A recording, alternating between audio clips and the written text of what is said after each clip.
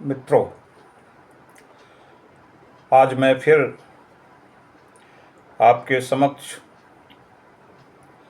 श्रीमद् भगवत गीता के अध्याय 2 सांख्य योग को लेकर उपस्थित हुआ हूँ। अभी तक अध्याय 2 अर्थात सांख्य योग में जो स्थितियाँ परिस्थितियाँ अपन देखते आए हैं वो साधारण मनुष्य के लिए, आम आदमी के लिए करना बहुत ही कठिन है। लेकिन सांख्य योगी उन सारी परिस्थितियों को सिद्ध कर लेता है और भगवत प्राप्ति भी कर लेता है। तो अब ये अंतिम सांख्य योग के 4 श्लोक आज हम देखेंगे। और इससे पहले कि मैं ये प्रारंभ करूं, आपसे निवेदन करता हूं, पिछली वीडियो में लाइक आप लोगों ने नहीं किया। व्यूज़ तो काफ़ी आए, आप देखते हैं, लेकिन लाइक और सब्सक्राइब करना भूल जाते हैं। आपको जो चीज़ें नहीं समझ में आती, जहां शंका होती है, उसे भी कमेंट में आप पूछ सकते हैं, जिसे हम अगले वीडियो में उसका आपको समाधान करेंगे।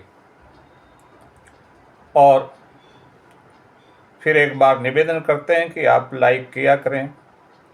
कोई पैसा नहीं देना, कोई शुल्क नहीं देना, उंगली से केवल क्लिक करना है। ऊपर जो अंगूठे जैसा बना होता है वहाँ लाइक करते हैं, आप लाइक कर दिया करें। चलिए चलते हैं सांख्य योग की सिद्धि के लिए और क्या शर्तें होती हैं, सांख्य योग का महापुरुष किस तरह होता है, हम आज ये देखते हैं। श्री कृष्ण भगवान अर्जुन को समझाते हुए सांख्य योग की विशेषता बतलाते हुए ये कहते हैं कि या निशा सर्वभूतानां तस्यां जागर्ति संयमी यस्यां जागृति भूतानि सा निशा पश्यतो मुने। अगर इसको हम सीधा शब्द अर्थ कहें तो उसे आप शब्द अर्थ में अगर समझेंगे तो या निशा सर्वभूतानां, समस्त प्राणियों के लिए, समस्त संसारिक मनुष्यों के लिए जो रात्रि है वो संयमी व्यक्ति के लिए, महापुरुषों के लिए, जो इस अवस्था में पहुंच चुके हैं कि उनकी इंद्रियां उनके वश में हो चुके हैं और समस्त सांख्य योग की जो पिछले अध्याय में हमने पिछले वीडियो में बता चुके हैं, उन सभी शर्तों के अनुसार जो भगवत प्राप्ति कर चुके हैं वो पुरुष जिन क्रियाकलापों में सामान्य पुरुष कोई सुख प्राप्त नहीं करता, जिनसे वो उदासीन होता है। रात्रि का मतलब जिनमें वो उदासीन होता है, लेकिन उस अवस्था में जो संयमी व्यक्ति हैं, जो सांख्य योगी व्यक्ति हैं, वो उसमें जागते हैं, अर्थात सक्रिय रहते हैं। या निशा सर्वभूतानाम, जो समस्त प्राणियों के लिए रात्रि के समान है, यानी जिसमें वो कोई रुचि नहीं दिखाते, कोई रुचि नहीं रखते, जो जिसमें वो सक्रिय नहीं होते। जैसे ईश्वर में लीन होकर, ध्यानमग्न होकर ईश्वर में लगे रहना, और ईश्वर के अलावा ब्रह्मांड में और कुछ भी नहीं है, ये ध्यान में लगाकर संसार को भूलकर वो ईश्वर प्राप्ति में सक्रिय होते हैं, उससे सामान्य पुरुष इस प्रकार से कोई मतलब नहीं रखता, उसके लिए कोई अर्थ नहीं होता, जैसे वो रात्रि में सोता है, जैसे वो रात्रि में उदासीन होता है समस्त क्रियाओं से। लेकिन वह सामान्य पुरुष के लिए जो रात्रि के तरह है, यानी अक्रिय जिसमें रहता है, जिसमें वो सक्रिय नहीं रहता, वह अवस्था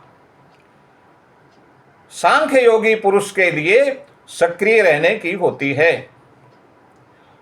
इसके उलट जिन सांसारिक और क्षणभंगुर विषयों में सांसारिक पुरुषों को आनंद आता है और उसमें वो सक्रिय रहता है, जो भी सांसारिक क्रियाकलाप हैं उनमें जब वो सक्रिय रहता है, इसका मतलब उसके लिए जो आनंद की वस्तुएं हैं, उसके लिए जो सुख की वस्तुएं हैं, जो सक्रियता का समय है, उसमें जो सांख्य योगी पुरुष है वो कोई रुचि नहीं रखता, उसमें उदासीन रहता है, वो उसके लिए रात्रि के समान है। जैसे रात्रि में आदमी सो जाता है और कोई वो सक्रियता उसमें नहीं रहती, उसके प्रति वो निष्क्रिय रहता है, उसी तरह से एक सांख्य योगी व्यक्ति जिन क्रियाकलापों में, जिस नश्वर चीज़ों में, जिन क्षणभंगुर सुखों में सामान्य पुरुष सक्रिय होता है, उसमें एक सांख्य योगी निष्क्रिय रहता है, जैसे रात्रि में निष्क्रिय रहता है। तो यस्याम जागृति भूतान, जिसमें समस्त भूतानी, समस्त प्राणी जागृत अवस्था में रहते हैं, यानी जिस क्षणभंगुर सुख को प्राप्त कर रहे होते हैं, उसमें पश्यतो मुने, पश्यतो यानी जो तत्व को जानते हैं, जो ईश्वरीय तत्व को जानते हैं, ऐसे मुनि, ऐसे सांख्य योगी उसको रात्रि के तरह समझकर और उसमें वो निष्क्रिय रहते हैं। इसके बाद फिर श्री कृष्ण भगवान अर्जुन से कहते हैं कि एक सांख्य योगी किस तरह होता है, ये आप देखिए। कहा कि हे अर्जुन, आपूर्यमाणम अचलम प्रतिष्ठम समुद्रम वापः प्रविशन्ति यद्वत् तद्वत् कामा यम प्रविशन्ति सर्वे स शांतिम आपनोति न काम कामी। आपूर्यमाणम अचलम प्रतिष्ठम समुद्रम आपा प्रविशन्ति यद्वत्, कहते हैं जिस तरह से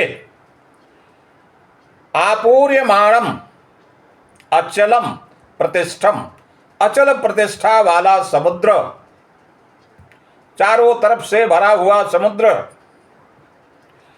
जिसकी अवस्था हमेशा स्थिरता की होता है। समुद्र हमेशा स्थिर होता है, अर्थात न वो 1 सेंटीमीटर बढ़ता है ना घटता है, उसके जल का स्तर वैसा का ही वैसा होता है। जबकि संसार में जितने भी समुद्र हैं, संसार की नदियां उसमें अपना जल अनवरत लाती रहती हैं। समुद्रम आपः प्रविशन्ति, पानी लेकर तमाम नदियां समुद्र में प्रवेश करती हैं। लेकिन जिस प्रकार से उस सब तरफ से भरे हुए समुद्र में किसी प्रकार की हलचल नहीं होती, वो अचल और प्रतिष्ठित स्थिर होता है। उसका जल न तो बढ़ता है न घटता है, और न ही उसमें कोई उन नदियों के प्रवेश करने से उसकी स्थिरता में कोई बाधा आती है। वो स्थिर बना रहता है, उसकी अवस्था अचल रहती है। ठीक उसी प्रकार से तद्दत् कामा यम प्रविशन्ति सर्वे स शांतिम आपनोति न काम कामी। उसी प्रकार से एक संयमी व्यक्ति, स्थिर बुद्धि वाला पुरुष, जो सांख्य योग को साध चुका है, जो मुनि है, जो संयमी व्यक्ति है, जिसकी इंद्रियां उसके वश में हैं, जिसकी इंद्रियां वो नियंत्रित हैं, उसमें जिस तरह से नदियों के प्रवेश करने से समुद्र की स्थिरता समाप्त नहीं होती, उसी तरह से तमाम कामनाओं के रहते हुए भी जो संयमी, जो सांख्य योग को सिद्ध हो चुका पुरुष है, उसमें किसी प्रकार की हलचल नहीं होती, अर्थात उसका भी मन, उसका भी मस्तिष्क उसी तरह से स्थिर होता है, कामनाओं के रहते हुए भी। जैसे कि समुद्र में नदियों के प्रवेश करने से कोई हलचल नहीं होती, और उल्टे वो उन सभी कामनाओं के रहते हुए भी शांति को प्राप्त होता है, उसका मस्तिष्क स्थिर रहता है, ना कि कामनाओं में वो बह चलता है।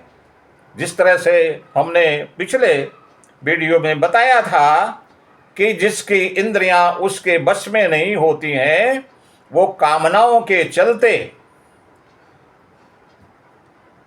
तमाम उसमें इच्छाएं आती हैं और उसकी बुद्धि नष्ट हो जाती है, और वो अपने जो उसका ध्येय है उससे गिर जाता, श्रेय से गिर जाता है। किंतु जो पुरुष सिद्ध पुरुष है, सांख्य योगी है, उसमें कामनाओं के आने पर भी वो स्थिर रहता है और उसकी इंद्रियां सतपथ पर चलती रहती हैं और भोगों को प्राप्त करके भी अचल रहती हैं, और उनका उस तरह से स्थिर मन कभी अचल नहीं होता है।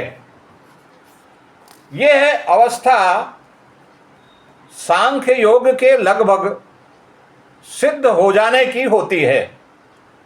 तमाम जो बाधाएं हैं हमने आपको बताया, उन बाधाओं को पार कर चुका होता है, उसकी बुद्धि स्थिर हो चुकी होती है, और वो समत्व भाव वाला व्यक्ति हो चुका होता है।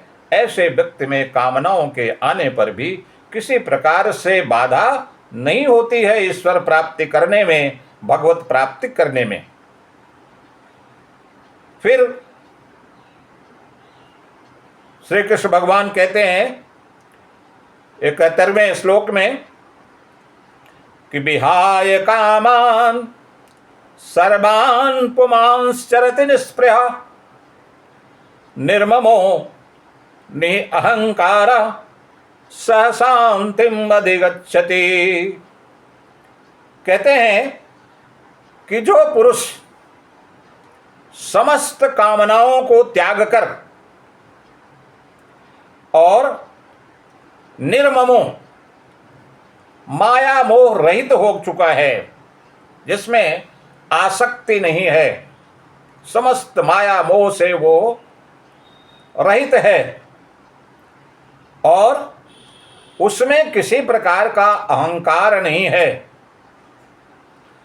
न तो शारीरिक अहंकार है और न ही वैचारिक अहंकार है कि हमने ये काम कर दिया, हमने वो काम कर दिया। वो कर्तापन को भूलकर समस्त कार्य करता जाता है, लेकिन उसके प्रति जो वो कार्य करता है उसके प्रति उसमें कोई आसक्ति नहीं होती और इन सांसारिक सुखों में वो रुचि नहीं रखता, माया मोह से रहित होता है। ऐसा व्यक्ति शांतिम अधिगच्छति, शांति को प्राप्त होता है। मित्रों, पिछले वीडियो में जो बतलाया था कि श्री कृष्ण भगवान ने बताया कि जिसकी इंद्रियां उसके बस में नहीं होती तो इंद्रियां विषयों में रमने लगती हैं, और जिस इंद्रिय के समीप जो सक्रिय इंद्रिय रहती है उसके साथ मन हो चलता है और मन उस इंद्रियों को उसी तरह उड़ा ले जाता है जैसे हवा नावक हो, और वो कामनाओं में बह जाता है। कामनाओं में बहकर तमाम प्रकार की इच्छाएं उसकी बढ़ती चली जाती हैं और इच्छाओं के बढ़ने से, वो लालसाओं के बढ़ने से तमाम तरह की जो अर्थ को प्राप्त करना चाहता है, जब वो प्राप्त नहीं होता तब उसमें क्रोध आता है और क्रोध से सम्मोहन यानी मूर्खता आती है। मूर्खता से उसकी बुद्धि नष्ट हो जाती है, बुद्धि नष्ट होने से वो श्रेय से गिर जाता है। ये जो सारी बातें जो श्रेय से गिरने की जो अवस्थाएं हैं, उससे जो पुरुष पार हो चुका है, जो पुरुष अपनी इंद्रियों को वश में करके समत्व बुद्धि वाला हो चुका है, स्थिर बुद्धि वाला हो चुका है और वो भगवत प्राप्ति कर चुका है और ईश्वर के अलावा दिन रात हमेशा उसके मन में और कुछ नहीं होता, ब्रह्मांड में सिवा ईश्वर के कुछ नहीं होता, ऐसे पुरुष में कामनाएं जो आते हैं यानी इंद्रियों का जो विषय है उनका भोग करता हुआ भी वो शांति को प्राप्त होता है। और मैंने आपको बताया था कि कार्य जो इंद्रियों का विषय है, आंख का काम है देखना, कान का काम है सुनना, तो जो अच्छी बातें सुनना चाहेगा कान से वो क्या सुनेगा? वो वेद शास्त्र को सुनेगा, न कि अच्छी अच्छी फिल्मों के अच्छे गाने सुनेगा। आंख उसकी क्या देखेगी? आंख का विषय है देखना, रूप। तो रूप में वो क्या देखेगा? एक सामान्य पुरुष जिसके इंद्रियां बस में नहीं है, वो रूप के रूप में और कुछ ही देखेगा। लेकिन जो सन्यासी है, जो सिद्ध पुरुष है, वो उन आंखों से अंतर्मन होकर, अंतर ध्यान होकर ईश्वर के चतुर्भुज रूप को देखेगा, सच्चिदानंद घन परमात्मा के स्वरूप को देखेगा। लेकिन अन्य जो सांसारिक व्यक्ति हैं, जो जिस रूप में वो मोहित होते हैं, वो उनको मोहित नहीं कर सकेगा, उससे वो मोहित नहीं होंगे।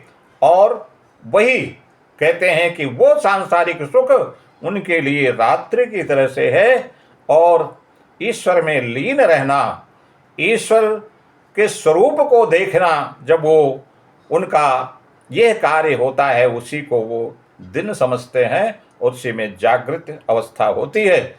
और सांसारिक कामनाओं से वो कोई अर्थ नहीं रखते, कोई मतलब नहीं रखते, और इस तरह से शांति को प्राप्त होते हैं। अंत में सांख्य योग का अंतिम श्लोक है। सांख्य योग प्राप्त किया हुआ व्यक्ति कैसा होता है? श्री कृष्ण भगवान कहते हैं कि यह अवस्था साधारण नहीं है, यह अवस्था आसान भी नहीं है। सांख्य योग को सिद्ध करना, सांख्य योगी बनना सभी पुरुषों के बस की बात नहीं है। यह बहुत ही कठिन कार्य है। आपने सुना पिछले वीडियो में जितनी बातें सांख्य योग के संबंध में आई, आप ये सोच रहे होंगे कि ऐसा तो कोई करता नहीं है, किसकी इंद्रियां बस में होंगी, ऐसा कौन होगा जिसमें इच्छा नहीं होगी, ऐसा कौन होगा जिसमें कोई लालसा नहीं होगी, ऐसा कौन होगा जो पैसा कमाना नहीं चाहेगा, ऐसा कौन होगा जो सुख प्राप्त करना नहीं चाहेगा। तो ये सही बात है कि बहुसंख्या में, हजारों में कोई एक व्यक्ति ही ऐसा होता है जो सांख्य योगी बन पाता है, जो इंद्रियों को अपने नियंत्रित कर पाता है, जिसे सांसारिक सुख से कोई मतलब नहीं होता है, जिसके लिए सांसारिक सुख सुख नहीं होते, बल्कि उसके लिए ईश्वर प्राप्ति ही सारा सुख होता है। और वो 24 घंटे, हर मिनट, हर सेकंड ब्रह्मांड में ईश्वर के सिवा और कुछ नहीं देखते, और उन्हें जो आनंद आता है, उन्हें जो शांति प्राप्त होती है, वो ईश्वर के स्वरूप को देखने से होती है। अब इसलिए वो श्री कृष्ण भगवान कहते हैं कि ये सांख्य योग की अंतिम बात तुम्हें बतलाते हैं। अर्जुन सुनो, ऐसा ब्राह्मी स्थिति पार्थ नैनाम प्राप्य विमुह्यते स्थित्वा श्याम अंतकाले भी ब्रह्म निर्वाणम वृक्षते। कहते हैं कि हे अर्जुन, यह स्थिति, कौन सी स्थिति? जिसमें मनुष्य समस्त इंद्रियों को नियंत्रित कर चुका है, जिसे सांसारिक सुख से सुख प्राप्त नहीं होता है, जो भगवत ध्यान में ही लीन रहता है, उसके मस्तिष्क में समस्त ब्रह्मांड में ईश्वर के सिवा और कुछ भी दिखाई नहीं पड़ता है। यह स्थिति, ऐसा ब्राह्मी स्थिति, यह स्थिति जो है उस पुरुष की होती है जो ब्रह्म को प्राप्त हो चुका होता है।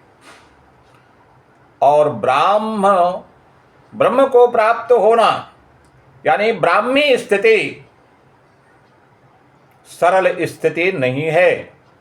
ऐसा ब्राह्मी स्थिति यानी ब्रह्म को प्राप्त हुए व्यक्ति की ऐसी स्थिति होती है कि वो जिसमें सामान्य मानव सांसारिक सुखों में सुख प्राप्त करते हैं उससे वो उदासीन होता है, अर्थात उसके लिए वो रात्रि होती है, वो भगवत प्राप्त ही उसका उद्देश्य होता है। तो ये ब्रह्म को प्राप्त हुए व्यक्ति की स्थिति है। और जो व्यक्ति ब्रह्म को प्राप्त हो गया, जिसको भगवत प्राप्ति हो गई, जिसके मस्तिष्क में ईश्वर के सिवा ब्रह्मांड में और कुछ भी नहीं है, उसी ईश्वर के मनन चिंतन में हमेशा वो लगा रहता है, वो इस अवस्था को प्राप्त होकर मोहित नहीं होता है और उसमें कोई आसक्ति, लोभ, लालच, इंद्रियों का सुख कुछ भी नहीं होता है। और अंत काल में भी वो उसी ब्राह्मी स्थिति अर्थात ब्रह्म को प्राप्त हुए स्थिति में ही रहकर ब्रह्मानंद को प्राप्त होता है। उसके लिए यह संसार कुछ भी नहीं है। संसार से वो विमुक्त हो गया होता है, सांसारिक चीज़ों से वो मुक्त हो गया होता है। ऐसा पुरुष सांख्य योगी होता है। ये इसलिए श्री कृष्ण भगवान अर्जुन को कहते हैं कि यह स्थिति बहुत ही कठिन है, ब्राह्मी स्थिति है। ब्रह्म को प्राप्त होना कोई आसान बात नहीं है। इंद्रियों को नियंत्रित करना आसान चीज़ नहीं है, लेकिन असंभव भी नहीं है। जो ब्रह्म को प्राप्त हुआ पुरुष होता है उसके लिए यह संसार नश्वर है। संसार एक स्वप्न की तरह होता है। जैसे स्वप्न में बहुत सारी चीज़ें आप देखते हैं, कुछ चल रहा होता है लेकिन आँख खुलती है तो वो समाप्त हो जाता है। तो ब्रह्म को प्राप्त हुए व्यक्ति के लिए ये सांसारिक सुख और ये संसार स्वप्न की तरह होता है, क्षणभंगुर होता है, इसमें वो विश्वास नहीं करता है। सारे ब्रह्मांड में उसके लिए ईश्वर के सिवा कुछ नहीं होता है और वो नित्य प्रति हमेशा 24 घंटे ईश्वर के ध्यान में ही लिप्त रहता है। ऐसा सांख्य योगी पुरुष होता है। ये सांख्य योग सबके लिए संभव नहीं है, लेकिन असंभव भी नहीं है। इस अध्याय के बाद हम कर्मयोग लेंगे, लेकिन कर्मयोग प्रारंभ करने से पहले अगला वीडियो हमारा सांख्य योग क्या है, कर्मयोग क्या है, उसकी हम आपको परिभाषा बताएंगे और क्या आपके लिए संभव है, कर्मयोग संभव है, सांख्य योग संभव है, क्या आपके लिए अधिक फायदेमंद है, किसे आप सिद्ध कर सकते हैं और सामान्य पुरुष गृहस्थ आश्रम में भी रहकर किस योग में सिद्धि प्राप्त कर सकता है, ये अगले वीडियो में हम कहेंगे। आज का वीडियो यहीं तक। आगे के वीडियो में हम फिर मिलेंगे। आपने अगर लाइक नहीं किया हो तो निवेदन है कि अपनी उंगली उठाइए और अभी लाइक कर दीजिए। धन्यवाद। ओम तत्सत। ओम तत्सत। ओम तत्सत।